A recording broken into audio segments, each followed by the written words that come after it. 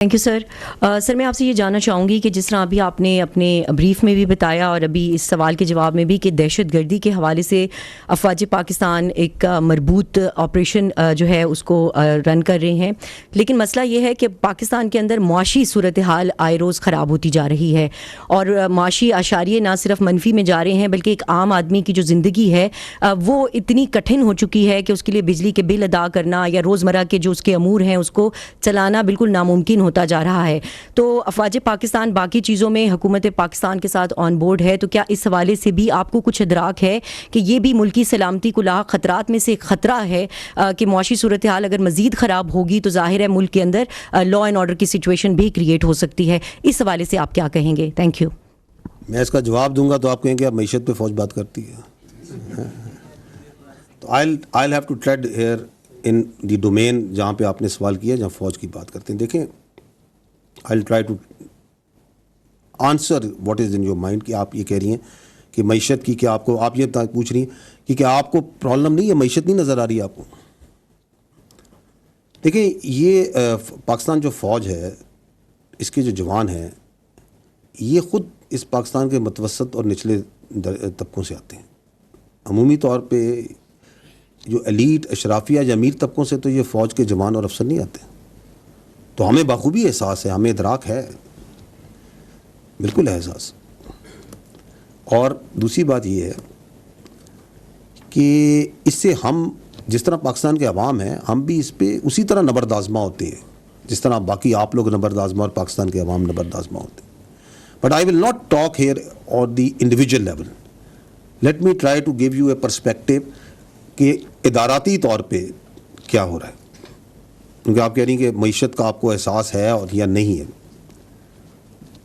دیکھیں 2022-23 میں ہمارا جو دفاعی بجٹ تھا پاکستان کا وہ جی ڈی پی کا 1.9% تھا. یہ جو رواں سال ہے، اگلا سال 23-24، اس میں ہر سال ہمیشہ مہنگائی بڑھتی ہے نا، اس میں لیکن جو ہمارا دفاعی بجٹ ہے وہ گھٹ کے 1.7% ہے. تو we are self the defence forces of Pakistan have reduced their expenditures.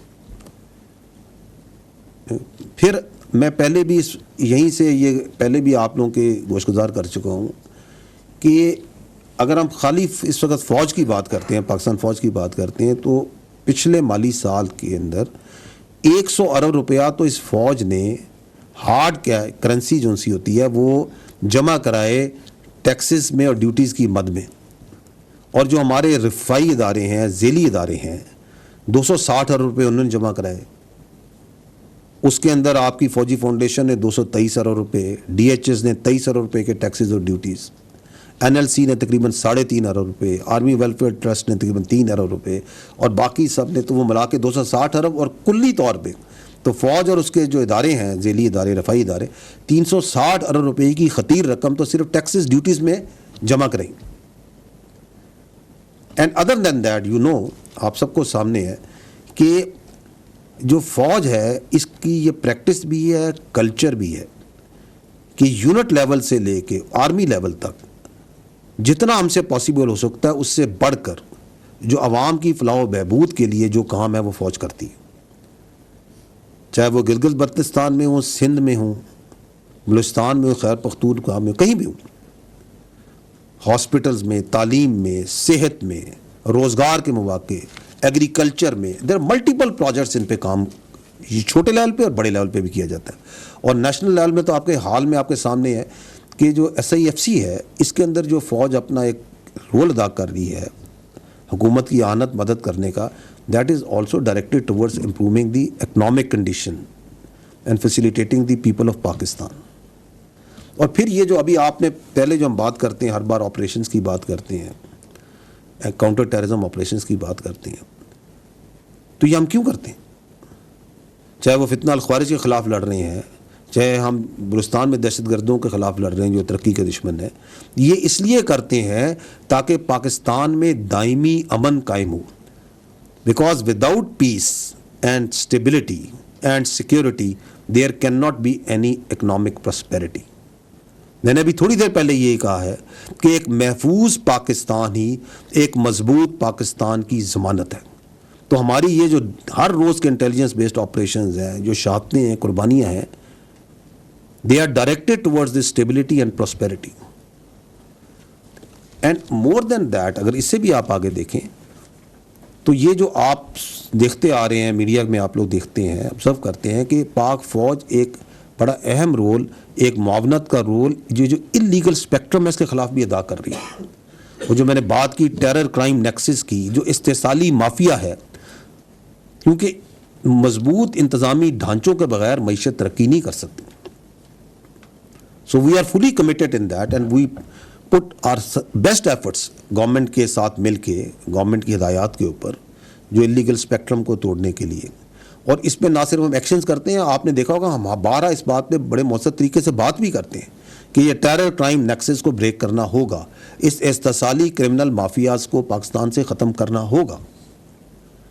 تو if اگر ٹوٹیلیٹی میں بات کریں تو جو آپ نے کہا کہ ہمیں ادراک ہے, ہمیں نہ صرف ادراک ہے, میں تو آپ کو یہ کہوں گا کہ ہمارے تمام ایکشنز ڈائریکٹلی اور انڈائریکٹلی ان کا ایک کلیدی رول پاکستان کی معیشت کو اور پاکستان کے عوام کی فلاح و بہبود کے لیے. اگر آپ وہ چاہے وہ فتنہ الخوارج کی خلاف جنگ ہے, چاہے وہ بلوچستان میں دہشت گردوں کی سرکوبی ہے, چاہے وہ SAFC میں کام کر رہے ہیں, چاہے وہ چھوٹے بڑے سوشو اکنامک پروجیکٹس کر رہے ہیں, کروا رہے ہیں, فیسیلیٹیٹ کر رہے ہیں, چاہے وہ اللیگل اسپیکٹرم کے خلاف ہم کام کر رہے ہیں, تو دس از آل ڈائریکٹڈ ٹورڈز دیٹ.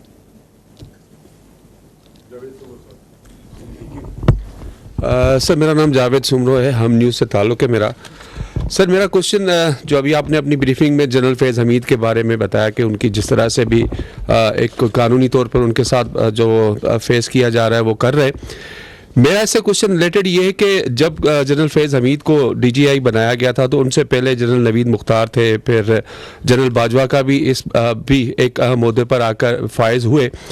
تو آپ نہیں یہ سمجھتے کہ جب جنرل فیض حمید کو لایا جا رہا تھا تو ان کی اندازہ نہیں تھا کہ وہ اس طرح سے ایک سیاسی جماعت کے ساتھ جا کے سمپتھیز لیں گے, ان کے ساتھ ان کے قریب جا کر ان کو بہت زیادہ ان کو فیور کریں گے. تو آپ کیا سمجھتے ہیں کہ ان کے جو یہاں تک لانے پر, اس عہدے تک لانے پر, ان دونوں شخصیات کے کردار کو آپ کس نظر سے دیکھتے ہیں, جیسے جنرل باجوہ صاحب ہیں اور جنرل نوید مختار صاحب ہیں؟ دیکھیں, یہ ISI کا جو ڈائریکٹ باس ہوتا ہے وہ کون ہوتا ہے؟ منسٹر ہوتا ہے. تو آپ نے اس وقت کے وزیر اعظم کا تو ذکر نہیں کیا. پوائنٹ از کہ یہ جو اپنا, میں پہلے بھی کہہ چکا ہوں کہ جو ہمارا جو احتساب کا عمل ہے نا, وہ بالکل شفاف ہے, سخت ہے, کڑا ہے, but it does not work on allegations. وہ ثبوت و شواہد پہ کام کرتا ہے, یہ نہیں کہ الزامات پہ کام کرتا ہے, وہ ثبوت و شواہد ہوتے کے اوپر کام کرتا ہے. پہلی بات تو یہ. دوسری بات یہ ہے کہ اس میں اگر کوئی بھی فرد, چاہے وہ کسی بھی عہدے پر ہو, کسی بھی رینک پر ہو, اگر وہ قواعد و ضوابط اور قانون کے باہر جاتا ہے تو فوج کا جو سسٹم ہے سیلف اکاؤنٹیبلٹی کا اور باقی جو ڈسپلن کا سسٹم ہے, یہ اس کو واپس قانون کے قاعدے میں لے کے آتا ہے. اور یہ بھی آپ دیکھ بھی رہے ہیں, یہ جو کارروائی ہو رہی ہے, this is exactly what has happened.